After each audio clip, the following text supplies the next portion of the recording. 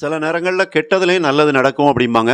ஒருவேளை இந்த புனிதா வந்து கௌசிக்க லவ் பண்றது அப்படிங்கிறது ஒரு கெட்ட விஷயமா இருந்தா கூட, அங்கேயும் ஒரு நல்ல விஷயம் இருக்கும், நடக்கும் அப்படிங்கிற மாரி தான் தெரிய வருது. என்ன அப்படின்னா, இப்ப வந்து அந்த இவன் ஹரிதா கொலையில, அதே நேரத்தில இப்போ சுரேகா காணாம போனது, இந்த விஷயங்கள் பெரிய பரபரப்பாவும், வீட்டுக்குள்ள ஒரு பிரளயத்தையே உண்டு பண்ணிட்டு தான் இருக்கு.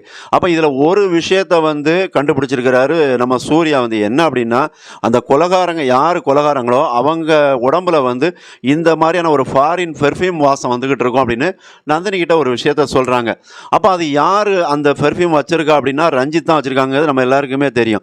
அப்ப அதை யார்கிட்ட கொடுக்குறாப்புல, ரஞ்சித்திட்டே கொடுக்குறாப்புல. இன்னொன்னு பரமேஸ்வரி வச்சிருக்கதாகவும் சொல்றாங்க. அப்ப இந்த இடத்துல வந்து ரஞ்சித் அந்த பெர்ஃப்யூமை யூஸ் பண்ண வாய்ப்பு இருக்கு அதிகமா. அப்ப இன்னொரு பக்கம் அதாவது இப்போ நந்தினி வந்து யாரன்னா புனிதாவை வந்து வார்ன் பண்றாங்க. காதல்கள்லாம் கூடாது நம்ம குடும்பம் இருக்கிற சூழ்நிலைக்கு அப்படிங்கிற மாதிரி திட்டுறாங்க, அடிக்கிறாங்க, எல்லாம் பண்றாங்க. ஆனா அதே நேரத்தில் சூர்யா வந்து அதை தடுக்கிறாங்க. இந்த வயசுல தான் காதல் வரும், 70 வயசுலயா காதல் வரும் அப்படிங்கிற மாதிரிலாம் கேள்வி கேட்குறாங்க.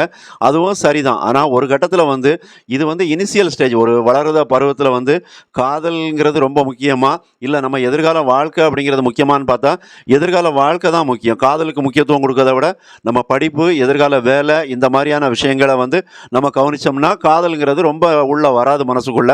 அதையும் வந்து சூர்யா புரிஞ்சிருக்கணும். இருந்தாலும் அவர் வந்து அந்த இடத்துல புனிதாவுக்கு சப்போர்ட்டாக பேசுகிறாங்க. அப்போ இதில் என்ன நடக்குதுன்னா, அந்த பெர்ஃப்யூமை வச்சு தான் இப்போ ஒரு விஷயம் நடக்க போகுது. என்ன நடக்க போகுது அப்படின்னா, அதாவது இந்த புனிதா வந்து அதுக்காக அவங்க காதலை விட போகிறதில்ல. ஏன்னா அவங்க வந்து கௌசிக்கிட்ட வந்து நெருங்கி பழக தான் போகிறாங்க. அந்த டெடிஃபேர் அனுப்புனதுக்கு அவங்கள எந்த விதத்துலையும் கோச்சிக்கவும் இல்லை, திட்டவும் இல்லை. அப்போ இதிலேருந்து என்ன தெரியுதுன்னா, புனிதாவை கௌசிக்கோட நெருங்கி பழக போகிறாங்க. அப்போ கௌசிக்கு ரஞ்சிதா அவங்க ஒரு திட்டம் போட்டிருக்காங்க, அதை நிறைவேற்றுறதுக்கு முயற்சி பண்ணுவாங்க. அப்போ ஒரு கட்டத்தில் புனிதாவுக்கு வந்து இந்த அக்கா, அதாவது நந்தினி வந்து அந்த பெர்ஃப்யூம் வீசின யார் மேலே இந்த மாதிரியான பெர்ஃப்யூம் வருது அப்படிங்கிறத ஓரளவுக்கு அனலைஸ் பண்ணுவாங்க. அப்போ இது வந்து புனிதாவுக்கும் தெரிய வரும். அப்போ அந்த பெர்ஃப்யூம் வாசம் யார் மேலேயே வருது அப்படின்னா கௌசிக் மேலே வரும்.